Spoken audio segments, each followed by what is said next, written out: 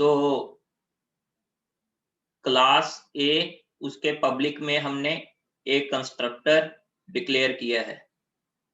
So what is constructor, दोबारा से repeat कर देता हूं। Constructor is a special member function that has the same name as that of class. ठीक है, whenever an object is created it is called automatically। अगर constructor ना भी बना हो तो कंपाइलर अपनी तरफ से एक कंस्ट्रक्टर कॉल कर देता है। ठीक है, सो इस प्रोग्राम को अगर मैं एग्जीक्यूट करूंगा तो जो बोला है अभी के कंस्ट्रक्टर क्या है, special member function that has the same name as that of class. तो अब यहां पर क्या है कि ये वाला कंस्ट्रक्टर फंक्शन है जो स्पेशल मेंबर फंक्शन है, ये कब चलेगा, whenever an object is created। जब भी कोई ऑब्जेक्ट बनेगा तब ये कंस्ट्रक्टर रन होगा।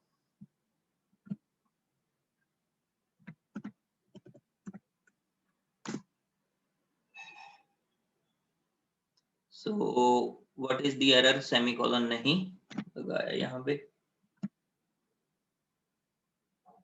ठीक है, अब हमने कोई स्पेशल कॉल थोड़ी किया है कंस्ट्रक्टर, हमने तो एक ऑब्जेक्ट बनाया है, वहीं से ही आपका कंस्ट्रक्टर एग्जीक्यूट हुआ है। क्लियर।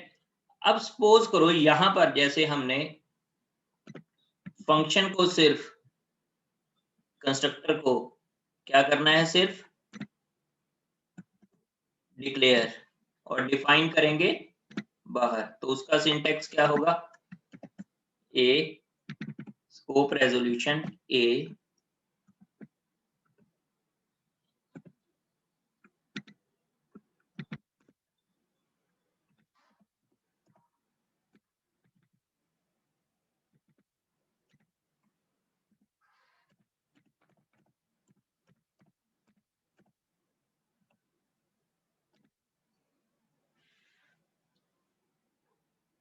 ठीक है, तो यहां पर अब हमने क्या किया है कि सी आउट कंस्ट्रक्टर को उसकी डेफिनेशन को बाहर हमने डिफाइन कर दिया। तो इसको एग्जीक्यूट करूंगा, ये आउटपुट स्क्रीन दिख रही है सभी को? Yes sir. ठीक है, तो यहां तक किसी को डाउट? ओके, सो कंस्ट्रक्टर को हम जनरली पब्लिक सेक्शन में डिक्लेयर करते हैं, कंस्ट्रक्टर को जनरली पब्लिक सेक्शन में डिक्लेयर करते हैं।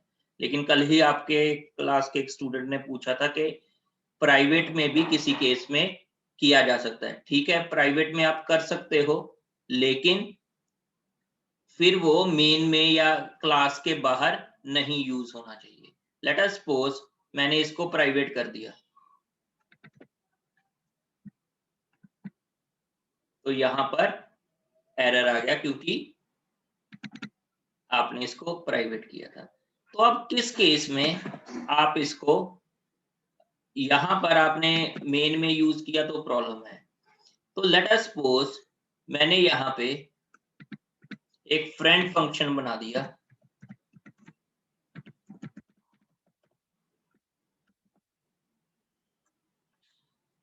ठीक है, फ्रेंड डिस्प्ले।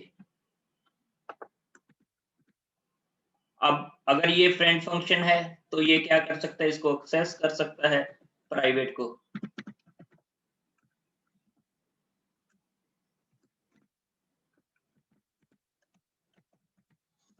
क्या ऐसे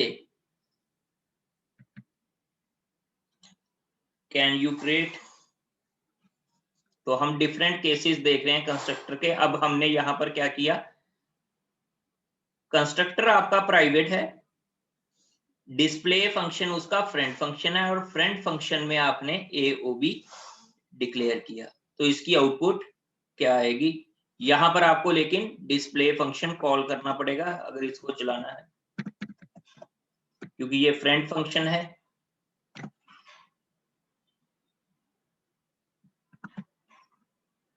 तो देखो अब कोई एरर नहीं आया। ये एक केस था जहां पे कंस्ट्रक्टर को हमने कहां डिक्लेयर किया, private. Constructor is declared in the private section, और यहां पे आपने फ्रेंड फंक्शन बनाया डिस्प्ले डिस्प्ले फंक्शन में आपने एक ऑब्जेक्ट डिक्लेयर किया तो उसको वो एक्सेस कर सकता है। तो डेट मीन्स जो मैंने कल आपको डेफिनेशन लिखाई थी कि it is declared in public scope, उसके आगे एक वो लिखना, it is generally declared in public scope, क्योंकि आप ऑब्जेक्ट क्रिएशन का काम कहाँ करते हो, मेन में। तो ऐसा नहीं है कि कंस्ट्रक्टर को पब्लिक प्राइवेट नहीं किया जा सकता, कर सकते हैं, लेकिन बहुत लिमिटेड केसेस होंगे। यस, एनी डाउट या कुछ रेपिटेशन चाहते हो? All clear? Yes, sir. Okay, so this is normal constructor. So now we will see the types of constructor. There are generally 3 types of constructor. जो अभी किया है जिसमें कोई पैरामीटर्स पास नहीं किए, that is generally called default constructor. Default constructor में क्या है कि आपके पास कोई पैरामीटर नहीं होगा. Second one is called parameterized constructor and the third one is called copy constructor. So now we will shift to this second type of constructor, that is called parameterized constructor. अब let us suppose हमारे पास यहाँ private variables हैं int a comma int b, ठीक है, 2 private variables हो गए। अब generally आप इसकी हर ऑब्जेक्ट्स के लिए वैल्यू इनपुट करवाते हो यूजर से, तो आप हमेशा कॉल करते थे, कोई इनपुट फंक्शन बनाते थे, ob1 dot input, ob2 dot input, ठीक है। सो अब बार बार उसको फंक्शन को कॉल करना पड़ता था, तो अब थ्रू कंस्ट्रक्टर आप कैसे वैल्यूज को सेट कर सकते हो। लेट अस सपोज मैंने कंस्ट्रक्टर में पैरामीटर पास कर दिए इंट कॉमा इंट, यहां लिख दिया, उन पैरामीटर्स को डिफाइन किया, int X int Y, clear. और यहां पर मैंने पूछ लिया कि x equals to a equals to x and b equals to y, clear. तो अब इसको तो मैं कर देता हूं, ये फ्रेंड वाला तो हम कर देते हैं कमेंट, या इसको हटा देते हैं अभी के लिए। तो यहां पर मैंने क्या किया, अब जैसी मैंने ऑब्जेक्ट कॉल करना है तो यहां पर मुझे पैरामीटर्स पास करने पड़ेंगे,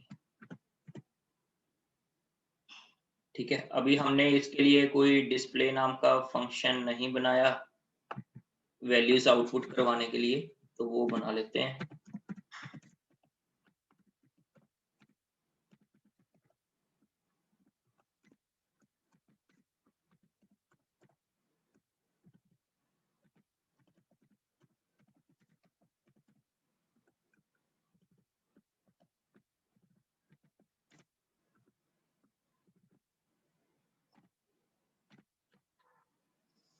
क्लियर। अब वैल्यूज हमने यहां पर देखो ध्यान से कि हमने कंस्ट्रक्टर में क्या किया, हमारे पास 2 डेटा वेरिएबल्स थे a एंड b, हमने उसको किससे इनिशियलाइज कर दिया, x एंड y से। तो जो यहाँ पे आप वैल्यू करोगे 4 जाएगी x में और 5 जाएगी y में, तो उसके हमने डेटा वेरिएबल्स सेट कर दिए। तो अब yes Vikul, you can ask question, you have raised hand. Sir by mistake हो गया। Okay, okay, fine, fine.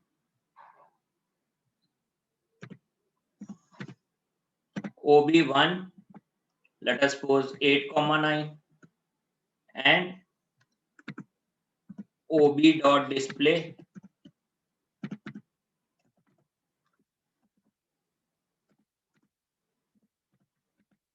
OB1 dot display,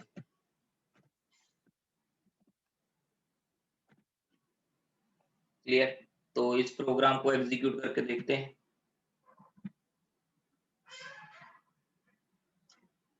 so clear है ये? यस। ठीक है। सो नाउ अभी तक हमने दो टाइप्स कर ली हैं कंस्ट्रक्टर की। One is called default constructor, second one is called parameterized constructor. This example is for parameterized constructor, क्योंकि हमने कंस्ट्रक्टर में क्या पास किए हैं? पैरामीटर्स। अब थर्ड केस है कॉपी कंस्ट्रक्टर का। लेकिन कॉपी कंस्ट्रक्टर को करने से पहले हमें एक और इंपॉर्टेंट कॉन्सेप्ट करना पड़ेगा, that is reference variable. So reference variable is just like an pointer. Pointer की तरह वो कॉन्सेप्ट है, लेकिन पॉइंटर को लेट अस सपोज आपने लिखा int स्टार p, तो p का एड्रेस डिफरेंट होगा जिसको भी वो पॉइंट करेगा। मतलब कैसे? जैसे यहां पर मैं कर रहा हूं,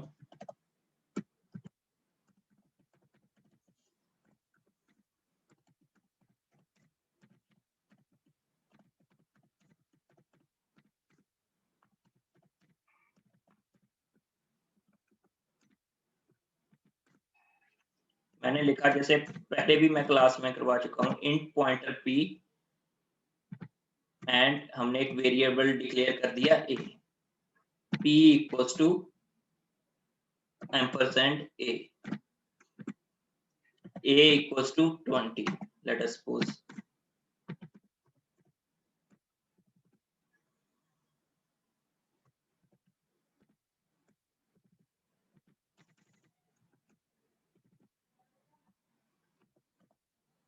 Yes, क्या p और a की वैल्यू सेम होंगी? क्या ये cout ampersand p and ampersand a will be same or different? Yes, anybody? तो डिफरेंट होगी। डिफरेंट होगी। क्यों डिफरेंट होगी? क्योंकि पॉइंटर का, ठीक है, वो उस p में उसकी वैल्यू स्टोर होती है, इसकी वैल्यू तो सेम होगी p एंड एम्परसेंड a, लेकिन इसकी वैल्यू डिफरेंट होंगी।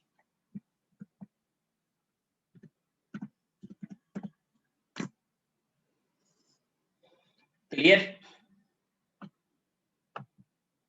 देखो, एक की 18 है, एक की 14 है। सो अब रेफरेंस वेरिएबल का कॉन्सेप्ट क्या है, पहले उसका सिंटैक्स क्या है और इससे हम इसको यूज कैसे करते हैं। ठीक है। So what is reference variable and how we will use it. तो इस कॉन्सेप्ट को अगर हमें देखना है तो हमने लिखा सिंपली इंट, इसका देखो पहले सिंटैक्स क्या है।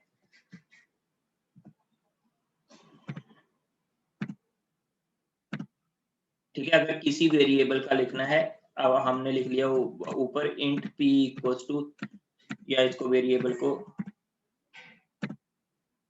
यहां पर a लिख दिया। अब इसका मतलब क्या है? Let me use this graphic tablet. तो यहां पर अब क्या होगा,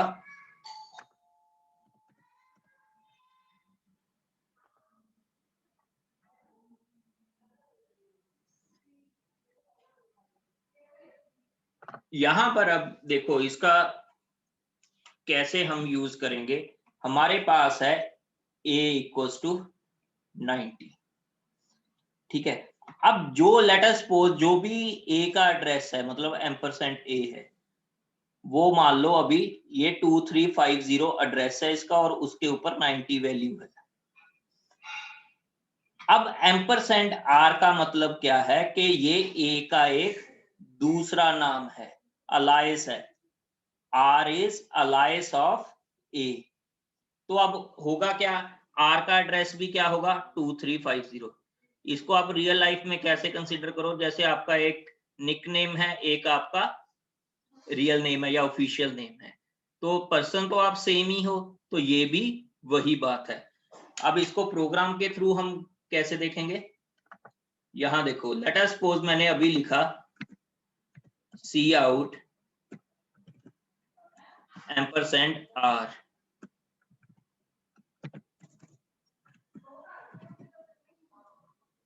और यहां पर लिख दिया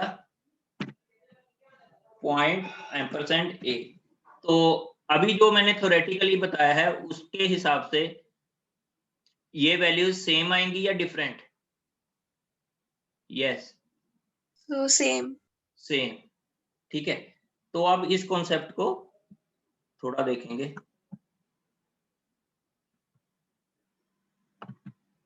So values are same. Yes, any doubt? Any doubt? अब let us suppose इसमें हमने मैनिपुलेशन की।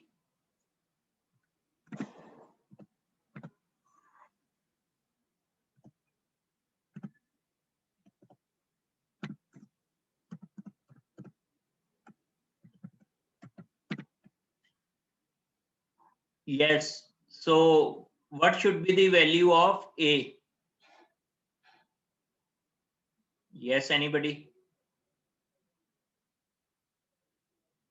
Value of A.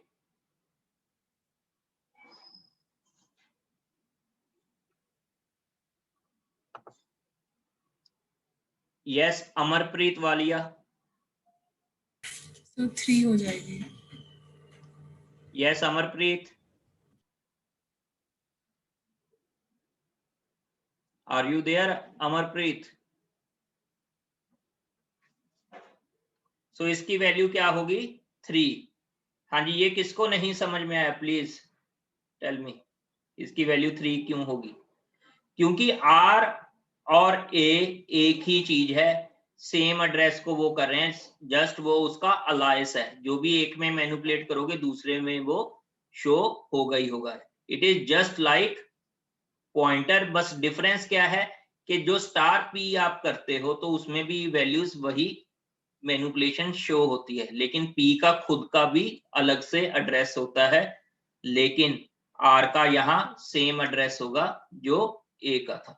तो it means this is just an alias. Clear? Yes, any doubt? No, sir. No, sir. No, sir. So अब next है हमारे पास, अगर मैं बोलूं कि कॉल बाय रेफरेंस का, आपने स्वैपिंग ऑफ टू नंबर्स का प्रोग्राम बनाना है using reference variable. So you have to make a program और write a program in C++ for call by value for call by reference for swapping of two numbers using reference variable, not pointer। तो उसके साथ ये programme बना के देखो। 2-3 minutes हैं आपके पास, फिर वरना मैं बनाकर बताऊंगा। यहाँ पे अपना अपना ट्राई करो इसको, मैं भी साथ में यहाँ पर आपके लिए उतनी देर में। देखो जहां पे वो डिफरेंस आएगा,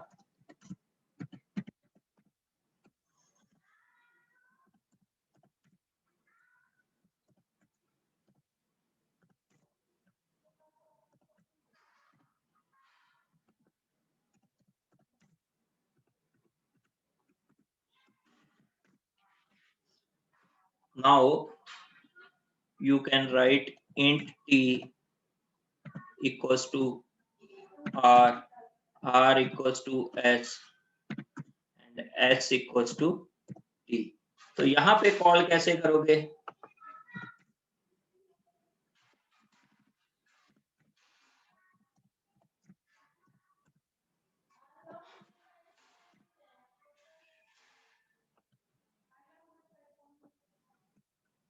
यहाँ पे आपने करोगे स्वैप।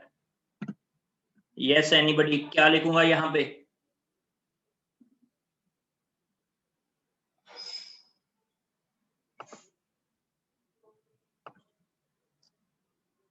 यस अरुषि गर्ग,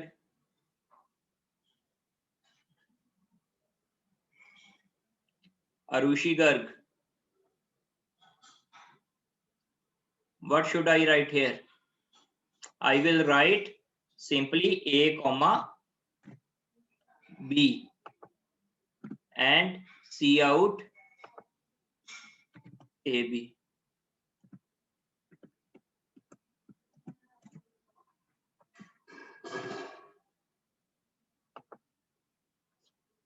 देखो यहां पर ये कैसे किया हमने, कंपाइलर इसको कैसे लेगा, int ampersand r equals to a, that means r is alias of a.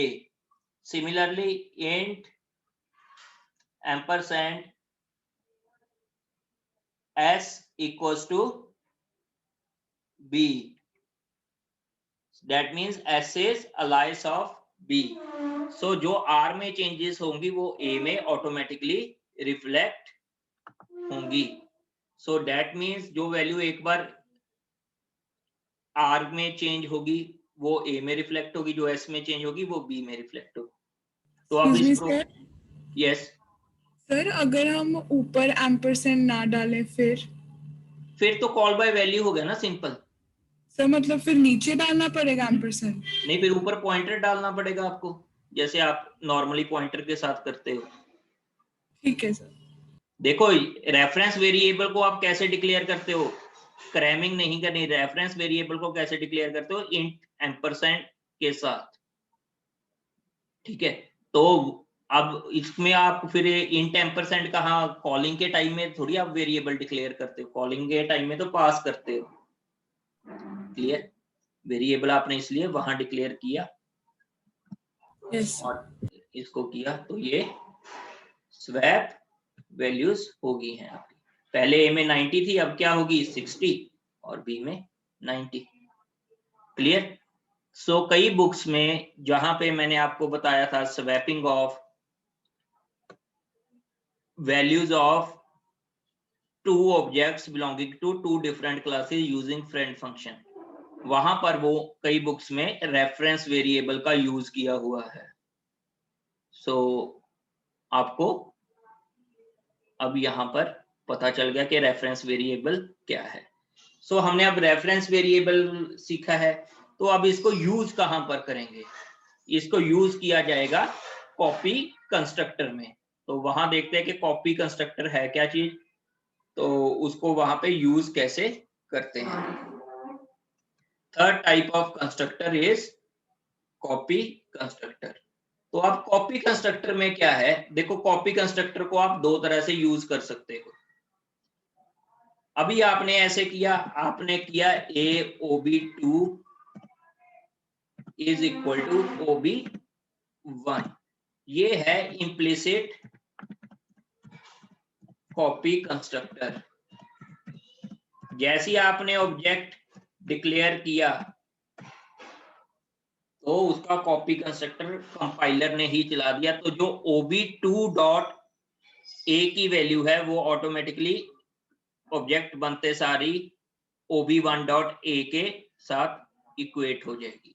तो इस केस में वैल्यू क्या आएगी भाई, देखो ob1 और ob2 की वैल्यूज सेम डिस्प्ले होंगी.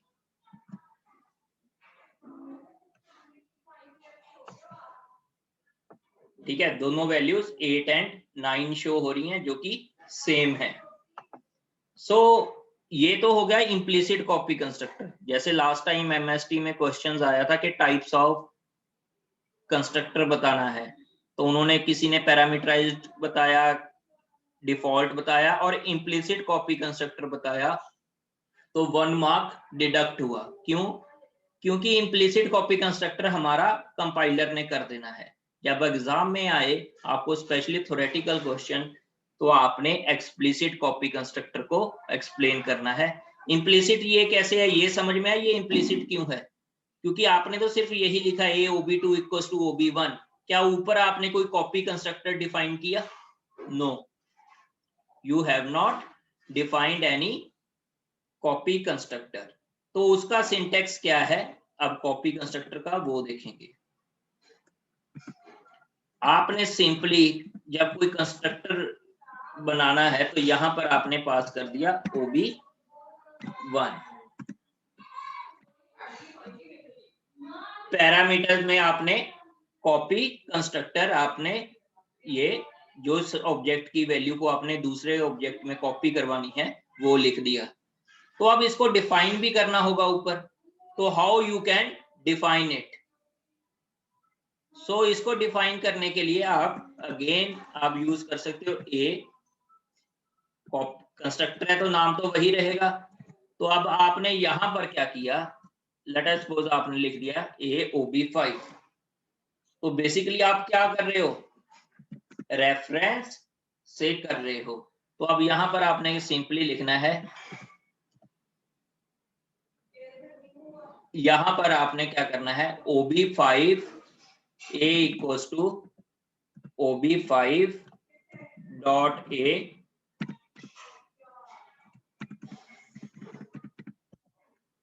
and B equals to OB5 dot B। yes, अब मुझे ये बताओ किसके A और B की वैल्यूज डिफाइन हुई यहां पे। आपने देखो कंस्ट्रक्टर कौन सा चलाया, AOB2, मतलब OB2 के लिए कंस्ट्रक्टर चला और आर्गुमेंट क्या पास किया, OB1। तो यहां पर अकेला A किसको रिप्रेजेंट कर रहा है, OB2 डॉट A को। B किसको रिप्रेजेंट कर रहा है, OB2 डॉट B को। और OB5 इसका मतलब क्या है, OB1 का ही दूसरा नाम है OB5, मतलब अलाइज कर दिया आपने OB5। तो अलग से कुछ भी मेमोरी एलोकेट नहीं होगी।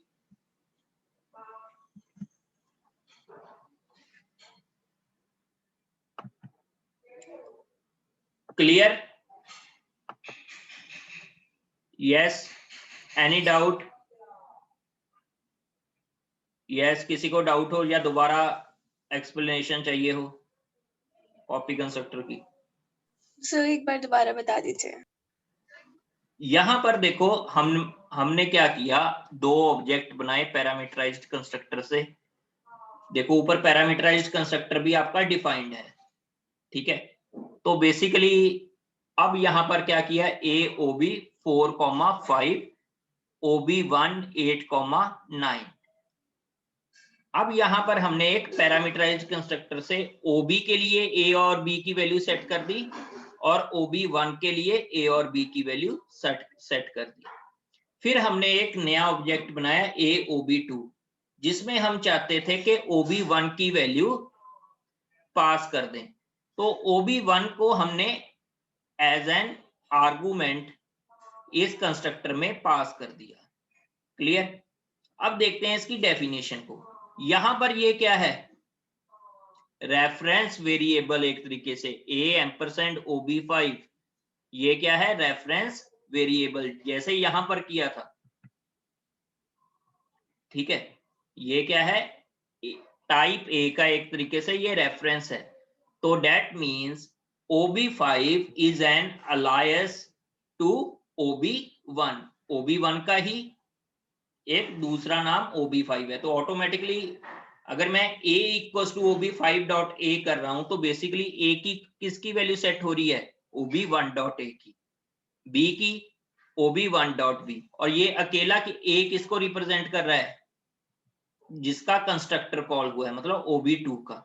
सो that means what we are doing here, OB2 dot A is equal to OB1 dot A, OB2 dot B is equal to OB1 dot B।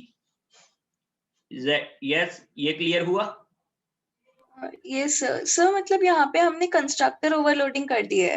हाँ, यहाँ पे आप इसको देखो कंस्ट्रक्टर ओवरलोडिंग बोलोगे, क्योंकि यहां पर कितने सेम नेम के कितने कंस्ट्रक्टर्स हैं, 2, one is here and second one is here. तो डिफरेंस कहां पे आया, आर्गुमेंट्स की टाइप और नंबर ऑफ आर्गुमेंट्स में।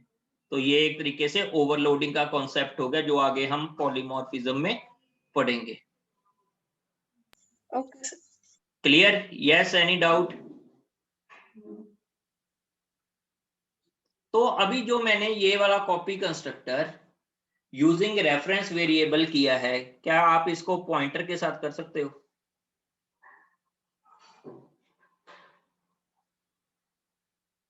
यस, क्या इसको पॉइंटर के साथ किया जा सकता है? करके देखो एवरीबॉडी। तो बेसिकली मैं यहां पर क्या पास करूंगा,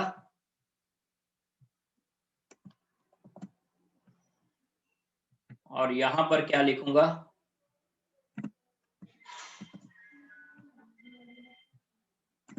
अगर मैं ऐसा करता हूं,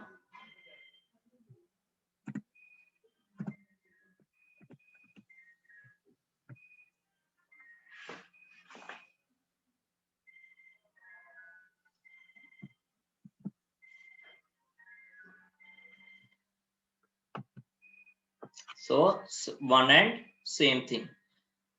Yes, can anybody tell me the advantage of reference variable over pointer? Yes, anybody? Reference variable का क्या यूज होगा पॉइंटर से?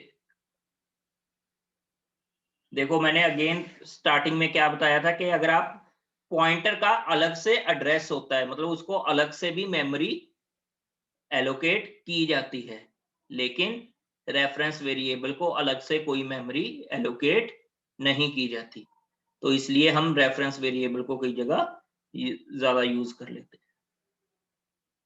ठीक है, सो यहां तक कोई किसी को प्रॉब्लम? सो हमारे पास अब नेक्स्ट कॉन्सेप्ट है डिस्ट्रक्टर। आप पहले डिस्ट्रक्टर करेंगे, उसके बाद पॉइंटर टू ऑब्जेक्ट के साथ आप कैसे इसमें यूज करते हो वो देखेंगे। ठीक है, कंस्ट्रक्टर कैसे काम करता है पॉइंटर टू ऑब्जेक्ट के साथ वो देखेंगे, लेकिन पहले डिस्ट्रक्टर देखते हैं। Destructor has the same name as that of class and it will have no return types and no arguments can be passed to it.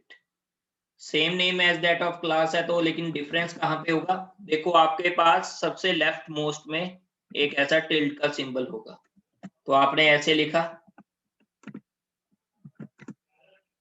C out destructor.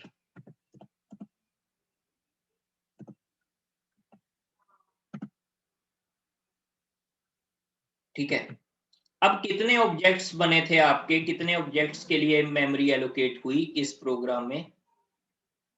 वो memory allocate हुई 3 ऑब्जेक्ट्स के लिए। ठीक है, तो तीनों ऑब्जेक्ट्स के लिए कंस्ट्रक्टर चला, किसी के लिए कॉपी कंस्ट्रक्टर चला, किसी के लिए पैरामीटराइज्ड कंस्ट्रक्टर चला। तो और 3 बार आपका डिस्ट्रक्टर चलेगा जो कि ऑटोमेटिकली कॉल होता है।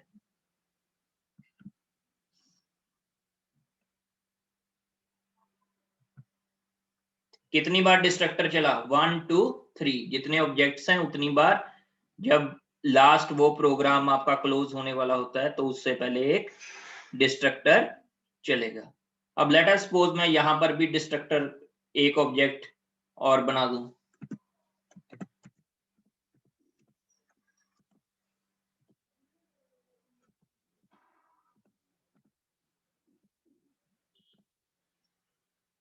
तो कितनी बार डिस्ट्रक्टर चला?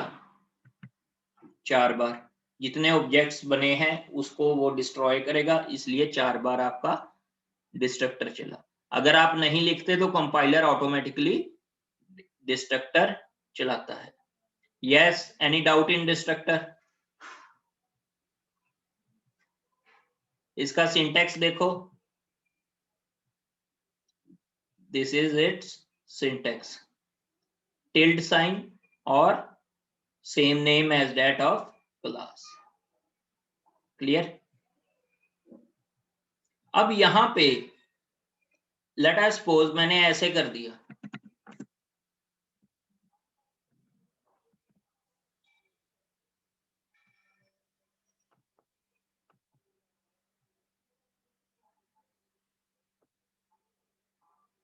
Wait a minute,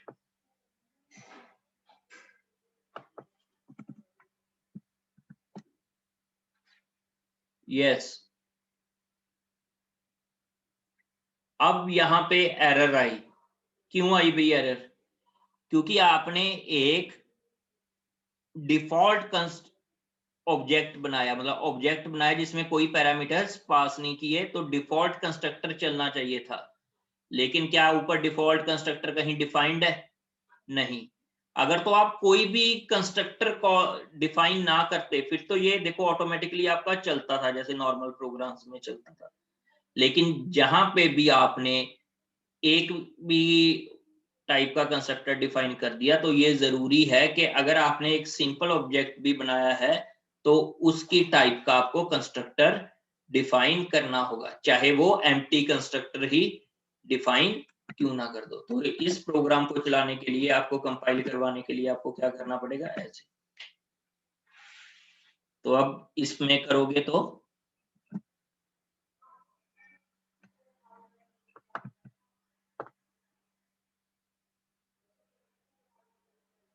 clear. Let us suppose अब यहां पर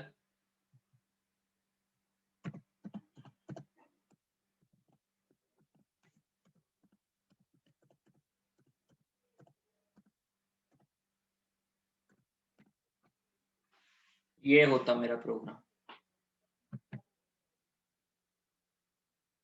ठीक है। तो आउटपुट क्या आनी थी, पहले ob1 डॉट डिस्प्ले 8 वैल्यूज 8,9, फिर ob2 डॉट डिस्प्ले 8,9 वैल्यूज, फिर उसके बाद मैसेज प्रिंट होना था कंस्ट्रक्टर, और उसके बाद डिस्ट्रक्टर डिस्ट्रक्टर डिस्ट्रक्टर, जो भी 4 बार आपका डिस्ट्रक्टर चलना था।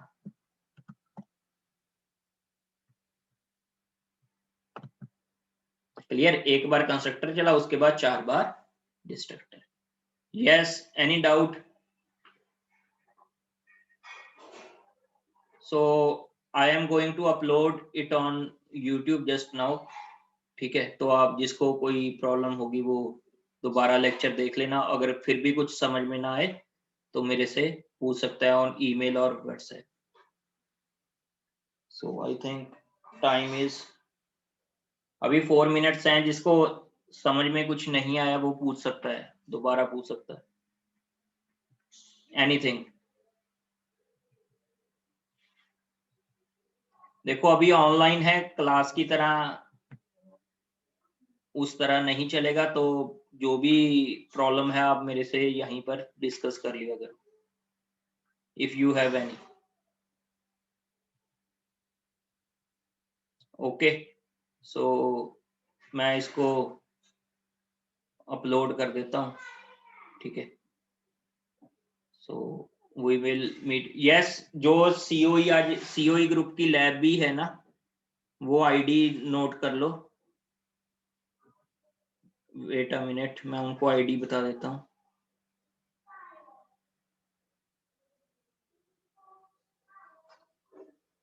जो 10:30 पे COE 15 की लैब है, CSCD 20 आईडी पे वो होगी, CSCD 20 पे होगी वो, ठीक है।